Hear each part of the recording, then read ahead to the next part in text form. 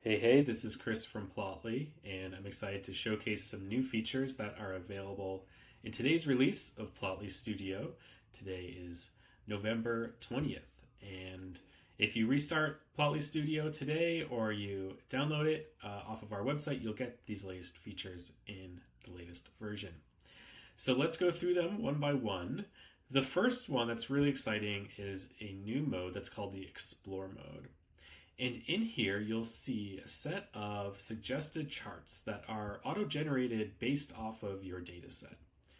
These charts are organized in different categories, so a variety of different chart types are available in here. Make a graph like a bar chart of case volume by category. The data set that we're looking at in this example is San Francisco 311 calls. These are calls for city complaints, like if somebody's blocking your driveway or the garbage is overflowing. You can call this line and get data about it, and it's an open data set that we're using in this demo. And so you can see these different chart suggestions, like view changes over time. You can view the cases that are opened over time, or the ones that are closed over time, or see how the resolution rate changes over time, or how different agencies change over time. You can compare things side by side, so suggestions for comparing resolution rates by neighborhood, or looking up certain cases in particular in the data set. There's a category for creating tools or calculators like cohort survival analysis. And all of these suggestions will be tailored towards your own data. So if you load this up with data about your scientific experiments or manufacturing or financial data, you'll get different suggestions. And the suggestions are really nice, and they're organized in these categories.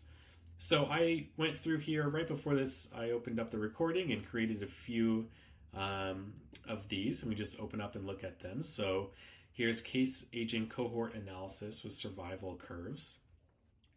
And so you can see now for this particular data set, we get these really nice survival curves that show the percentage of cases that are still open by different categories after the number of days since they were created. So for things like this top cohort of graffiti, those are the ones that are the longest cases to close as compared to other ones like parking enforcement.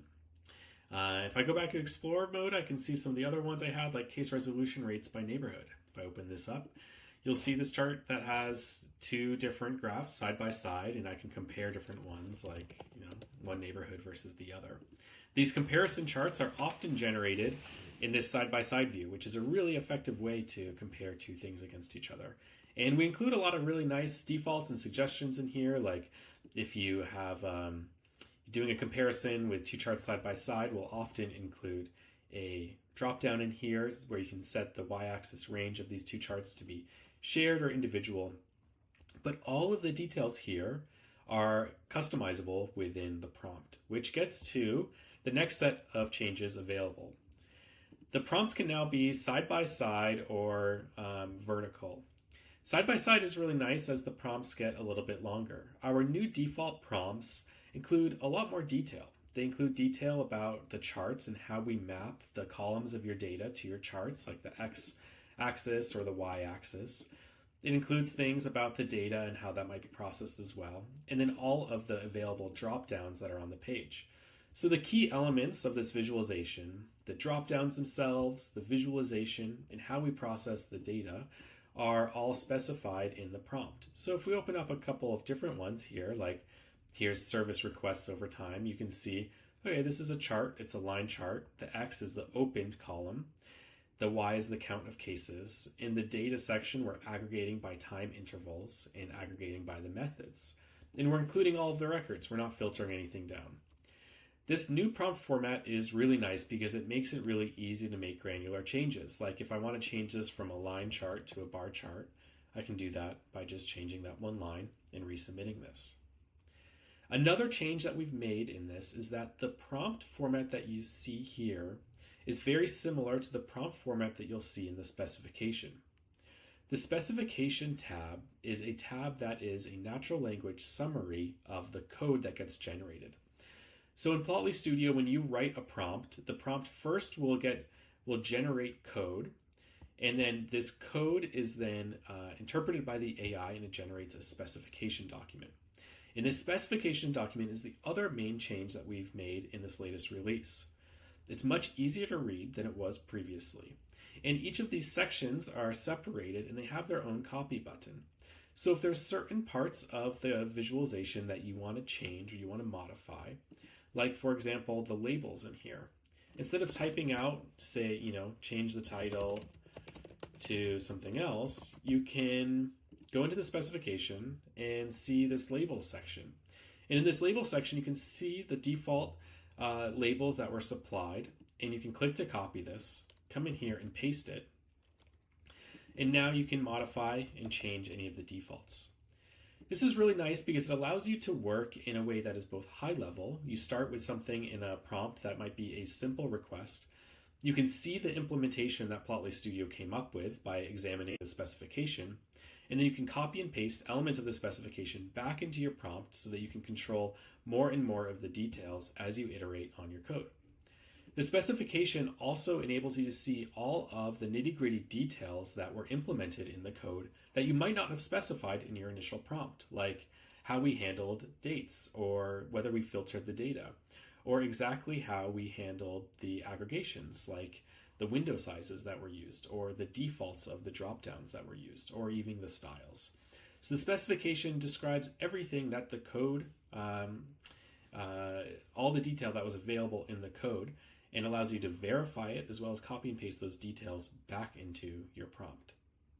One of the key architectures of how we do data analysis with AI in Plotly Studio is that the LLM is not processing the data directly. The LLM is generating code, and that code generates the UI and it generates the data processing for you. And the code is what's actually processing the data. And all of the details about how the code is processing the data are available in the code tab as well as in the specification tab for you to examine. So it's not a black box. We aren't asking the LLM to analyze the data directly. We're asking the LLM to write code, and that code can generate the data. And this avoids a whole class of hallucination issues. In the spirit of making it easier to write and author prompts, there is now inline documentation that provides a prompting library.